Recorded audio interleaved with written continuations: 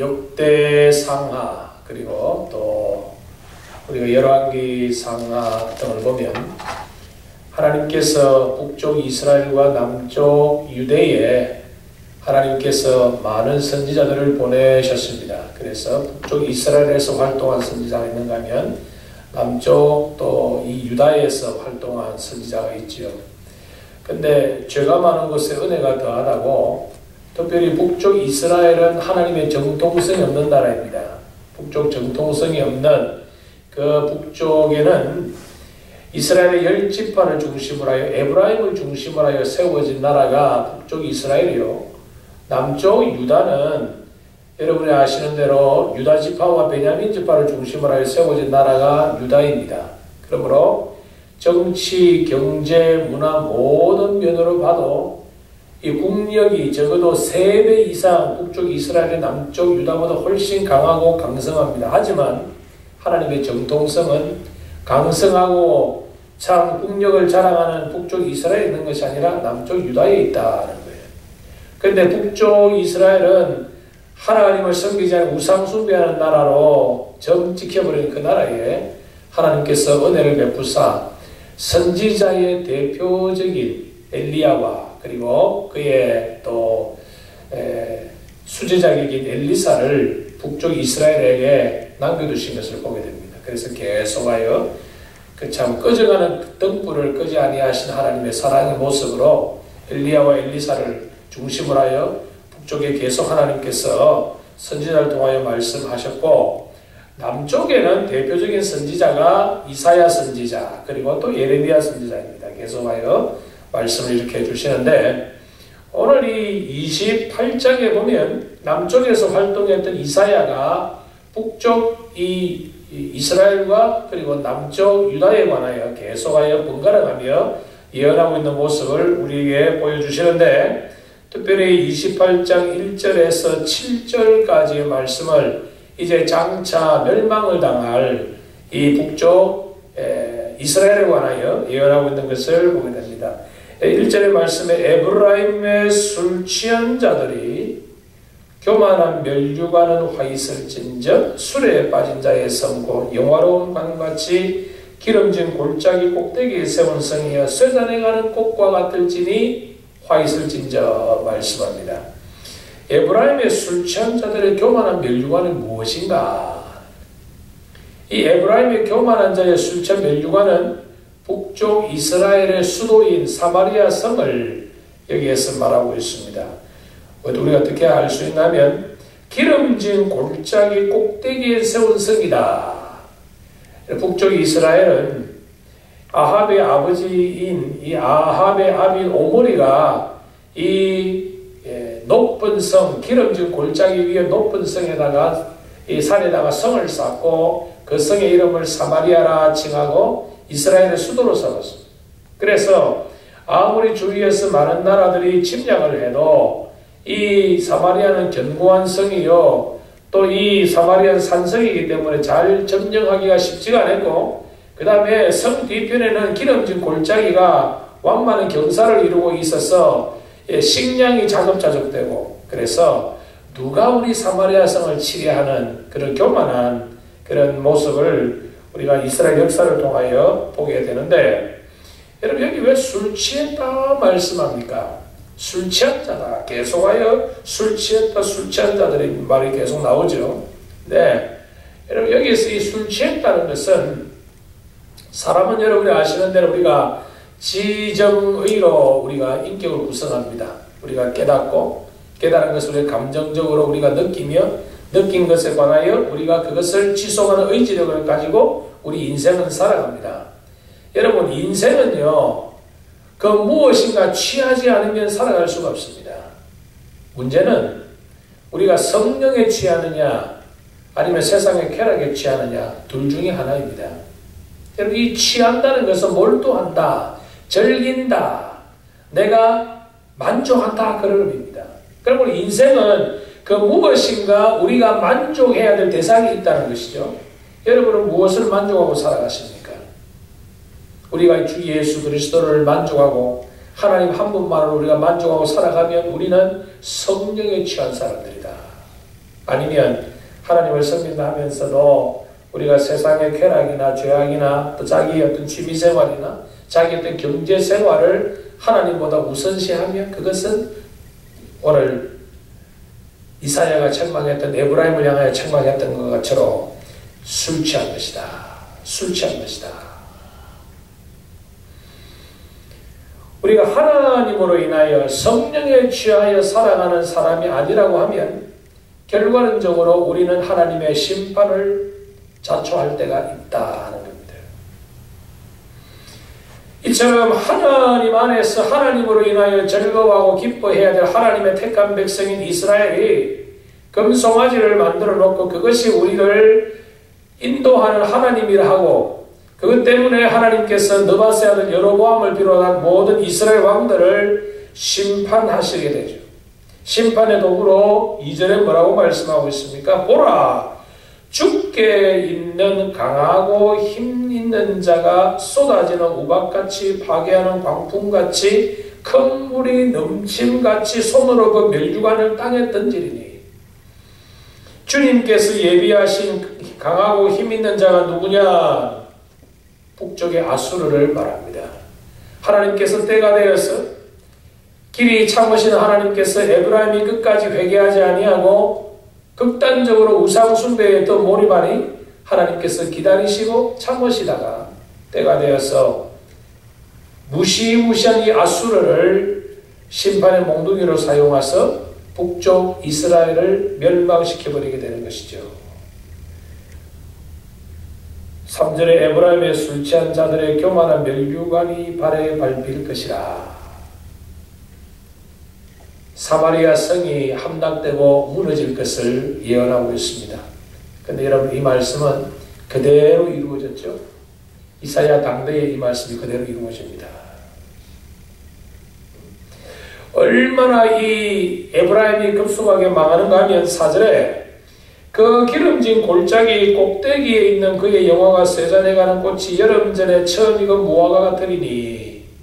여러분 주로 무화과는 주로 8월에서 10월에 만개가 되고 8월에서 10월 달에 여러분 이 무화과가 나오는데 처음 익은 이 무화과는요 보통 6월 달에 나옵니다. 6월 달에 나오고 6월 달에 있는 처음 익은 이 무화과가 얼마나 맛있고 단지 몰라요. 그런데 6월에 처음으로 먹는 이 여름 처음 익은 이 열매인 이 무화과가 언제 이것이 이제 생기게 되나 하면 4월 부활절 전후로 생기게 됩니다. 그래서 우리가 예수님 종려주일을 지나셔서 아직까지 무화과 잎사귀가 만개하고 열매가 없는 무화과를 저주하셨죠. 그게 왜 저주하셨냐면은 그때 조그마한 어떤 열매가 비치는 조짐이 있어야 그것이 6월에 처음 익는 무화과 나무가 되는 거예요. 그러니까 주님이 그것을 기대하신 거예요. 근데 그것이 없으니까 주님이 그 나무를 저주하신 거예요. 그러니까 이 여름 전에 익은 처음 익은 무화과는 향기가 굉장합니다. 무슨 말입니까? 지금 무슨 말을 하냐면 북쪽 이스라엘의 모습이 마치 그렇게 아름답고 맛있는 열매라는. 여러분 시장에 가면 사과를 고르거나 과일을 고르서 제일 먼저 입에 들어가는 과일은 어떤 과일이 들어갑니까?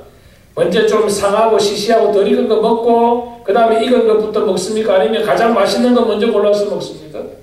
가장 익고 맛있는 걸 먼저 먹잖아요. 무슨 말입니까? 아수르가 지금 세계에 패권을 쥐고 보니까 아수르의 눈에 가장 침략하기 좋고 먹기 먹음직한 침략의 대상이 뭐로 보였다? 이스라엘로 보였다는 거예요.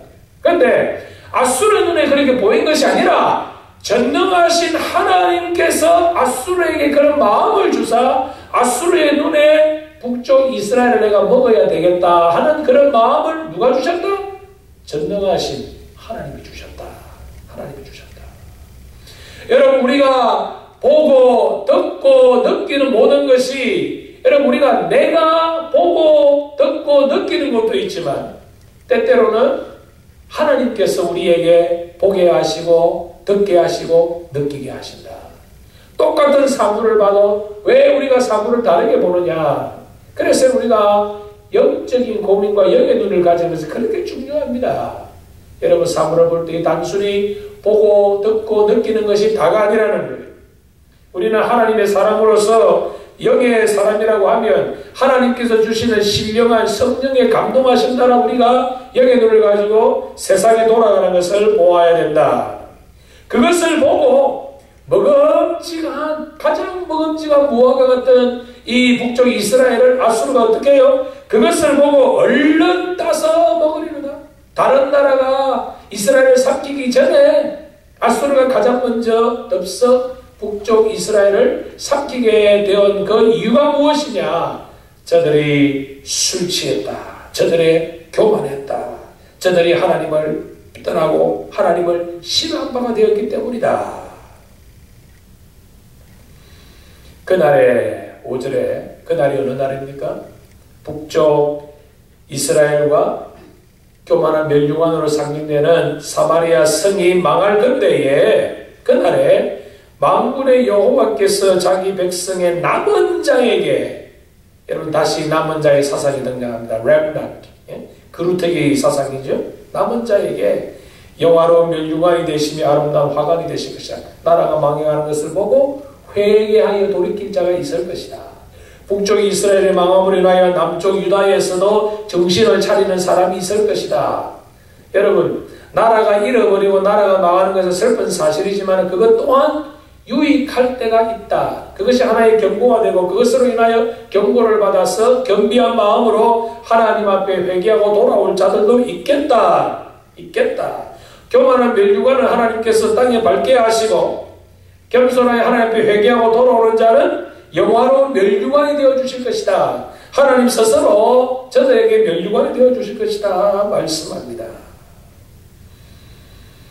그럼에도 불구하고 끝까지 회개하지 아니하고 멸망의 길로 접어들은 그들은 7절에 그리하여도 그런 심판의 결과를 보고도 깨닫지 못한다 이 말이죠. 그리하여도 이들은 여전히 포도주로 말미암아 하나님 아닌 다른 것으로 저들의 인생의 즐거움으로 삼아 옆걸음치며 독주로 말미암아 비틀거리며 제사장과 선지자도 독주로 말미암아 옆걸음치며 포도주에 빠지며 독주로 말미암아 비틀거리며 환상을 잘못 부르고 재판할 때에 실수한다. 여러분, 우리가 인류 역사를 보면 나라들의 흥망성쇠를 보면 몇 가지 공통점이 있습니다.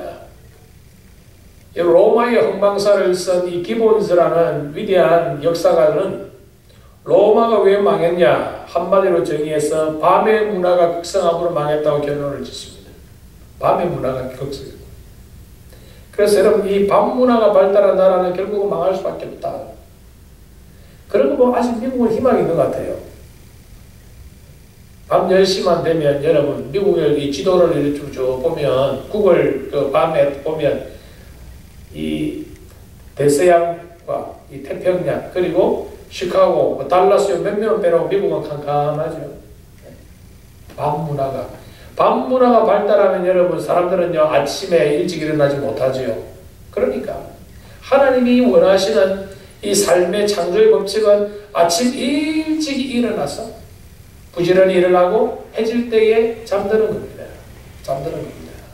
그래서 기본서에 의하면 로마의 흥망사를 이제 기본서에 의하면 밤 문화가 발달한 나라는 망한다. 여러분 성경의 수요 교훈은 또 조금 다릅니다. 성경은 정치적으로, 경제적으로, 문화적으로, 사회적으로 그 나라가 아주 무질서할지라도 종교적으로, 영적으로 아직까지 교계가 아직까지 타락하지 않으면 거기는 소망이 있습니다. 희망이 있습니다.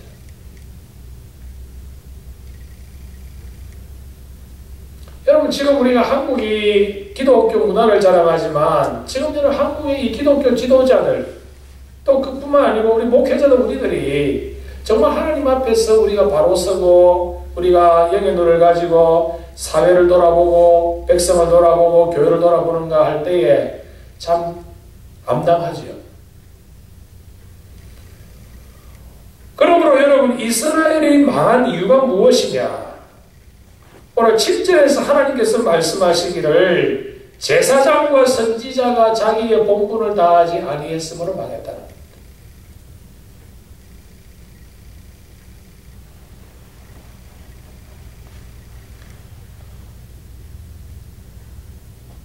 포도주에 빠지며 독주로 말미암아 하나님 아닌 다른 것으로 하나님을 대신하여 환상을 잘못 풀며, 여기 말하는 이 환상은 여러분 그냥 꿈에 보면 그걸 말하는 게 아니고 하나님 말씀입니다. 하나님의 말씀을 잘못 해석하고 잘못 대입했다는 말입니다. 재판할 때 실수하죠. 말씀에 의거하여 재판하는 것이 아니라 자기의 기분 따라, 이권 따라 뇌물을 받고 재판하니까 그 재판이 어떻게 됩니까? 실수할 수밖에 없죠. 모든 상에도 토한 것 더러운 것이 가득하다. 이것이 이스라엘의 모습이었다. 이름을 계속하여 하나님의 종들이 경고합니다. 망한다 경고합니다. 돌이키라 경고합니다. 그런데 저들은 코두섬 치고 비웃습니다. 그들이 이러기를, 그들이 누구입니까? 술 취한 자들이지요. 그가 누구에게 지식을 가르치며, 아니 우리처럼 하나님 말씀을 잘하네, 왜 너가 하나님 말씀을 가르치려 드느냐.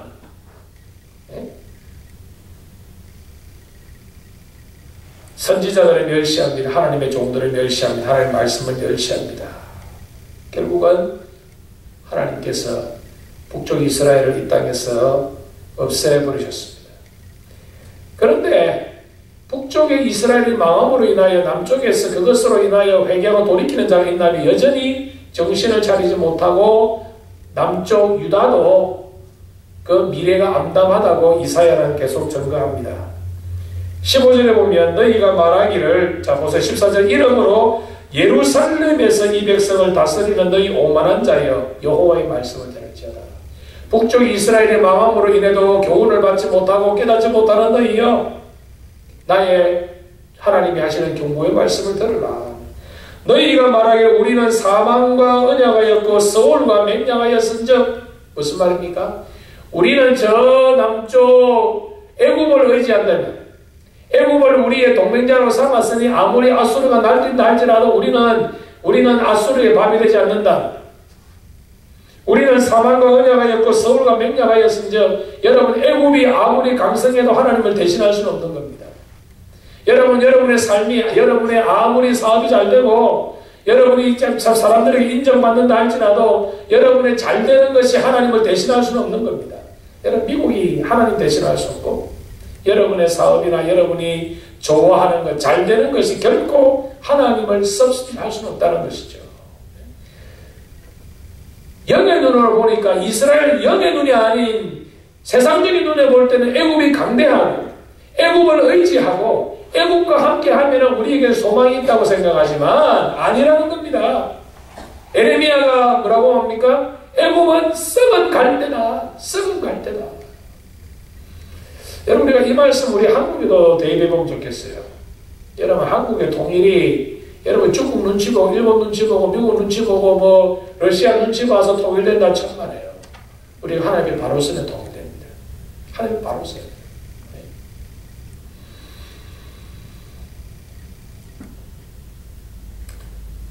소망이 없습니다. 총체적으로 타락한 여기에 유일한 소망이 무엇입니까? 16절에 있습니다.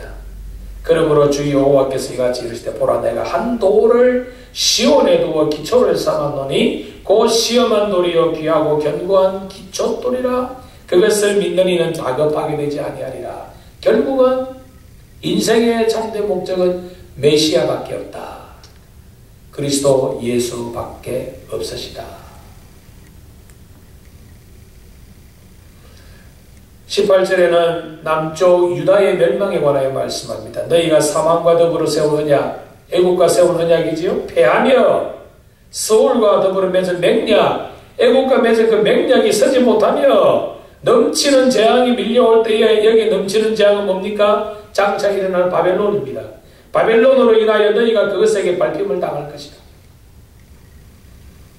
사랑하는 성도 여러분, 오늘 우리가 이런 환경에, 이사야가 예언한 이런 환경에 우리도 살아가고 있다고 대입할 수가 있을 것입니다. 이런 시대에 우리가 어떤 자세로 살아가야 될 것이냐? 23절에 있습니다. 너희는 귀를 기울여 내 목소리를 들으라. 자세히 내 말을 들으라. 자세히 내 말을 들으라. 하나님을 귀하게 여기고 하나님을 경외하는 자에게는 26절에 주시는 축복이 뭡니까? 그의 하나님이 그에게 적당한 방법을 보이사 가르치셨으며, 오늘 하나님께서 우리에게 말씀으로 가르치시고, 오늘 우리가 말씀 묵상할 때 우리에게 가르치시고, 말씀을 들을 때 가르치시고, 찬송하고 기도할 때 하나님이 가르치신다. 세상이 다 부수어지는 그런 환경에 노출된다 할지라도 하나님을 존귀하게 여기고 경외하며 말씀대로 살아가는 자에게는 하나님이 함께 하시는 그것이 하나님의 경영하심이 29절에 뭐라고 말씀합니까? 기묘하다. 기묘하다. 하나님의 지혜를 청량할 길이 없다. 망해야 됨에도 불구하고 망하지 아니하고 죽어야 됨에도 죽지 아니하고 살아가는 이것이 하나님의 기이한 방법이요 하나님의 지혜인 것을 택한 주의 백성들 남은 자들에게 하나님이 가르치신다. 오늘 우리에게 위로의 말씀을 주십니다. 참 28장의 말씀은요 굉장히 복합적인 것을 담고 있어요. 망하고 없어지고 혼란스러운 거기에서도 택한 하나님의 백성들은 하나님이 주시는 말씀을 통하여 하나님의 가르치심, 그것을 따라가는 자에게는 살아갈 길을, 생명의 길을 하나님이 보여주시니 이것이 하나님의 경티하신 방법이다. 오늘 이사야는 결론을 짓고 있습니다. 사랑하는 성도 여러분, 우리가 어떠한 자세로 이 세상을 살아갈 것이냐? 술 취한 교만의 멸류관 같은 그런 모습이 우리의 주위에 많이 있습니다. 여러분, 우리는 취할 수밖에 없는 존재이다. 포도주나 독주에 취하여 세상의 향락과 쾌락에 취하는 것이 아니라 하나님의 말씀에 취하여 하나님을 온전히 섬겨서 자 험난한 시대에 하나님이 보여주는 길 따라감으로 지혜로운 하나님의 백성이 다 되는 우리 모두가 될 수 있기를 다시 한번 주의 이름으로 축원합니다.